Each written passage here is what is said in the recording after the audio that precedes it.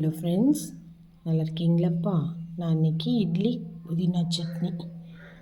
இந்த உழக்கு காமிச்சேன்ல, அந்த உழக்கில் 8 டம்ளர் அரிசி எடுத்துக்கிட்டேன். 1 டம்ளர் உளுந்து நேற்று காலையிலே நல்லா ஊற வச்சாச்சு. இது கூட வெள்ளை சோயா, வெந்தயம், ஜவ்வரிசி, கடலப்பருப்பு போட்டு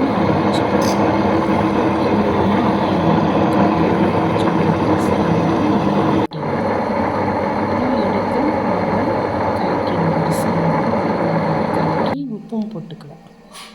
போட்டுட்டு எடுத்து வச்சுட்டேன். பாருங்கள், காலையில் பார்த்தோம் அப்படின்னா மாவு புளிச்சிருக்கும். அதை எடுத்து இட்லி தட்டில் அப்படி ஊற்றிக்கணும். இட்லி தட்டு ஊற்றி வச்சிட்டோம்னா ஆவியில் நல்லா இட்லி வெந்துடும். அடுத்தது வெந்த இட்லியை எடுத்து நம்ம சாப்பிட வேண்டியது தான்.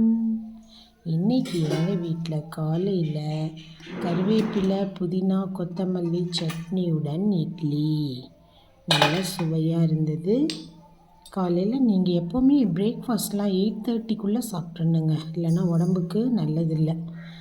பிரேக்ஃபாஸ்ட் அப்படிங்கிறது 8:30க்குள்ளே முடிச்சுக்கணும். 9க்கு மேலே பிரேக்ஃபாஸ்ட் போகக்கூடாது. பாருங்கள், மெதுன்னு நல்லா பஞ்சு போல் இட்லி வந்திருக்குது. அந்த இட்லியை எடுத்து புதினா கொத்தமல்லி சட்னியோடு வச்சு, கருவேப்பிலை சட்னிலாம் வச்சு சாப்பிட்டாச்சு. இன்றைக்கி டே ரொம்ப நல்லா இருக்கும்னு நினைக்கிறேன். ஏன்னா புதினா ரொம்ப நல்லது, கொத்தமல்லி ரொம்ப நல்லது, கருவேப்பிலை அதை விட நல்லது. பாருங்கள், புதினா கொத்தமல்லி கருவேப்பிலை சட்னி வச்சு பாருங்கள். இட்லி பாருங்கள் எவ்வளோ சாஃப்டாக வந்திருக்குதா. பாருங்கதா எவ்வளோ சாஃப்டாக இருக்குது, பஞ்சு மாதிரி.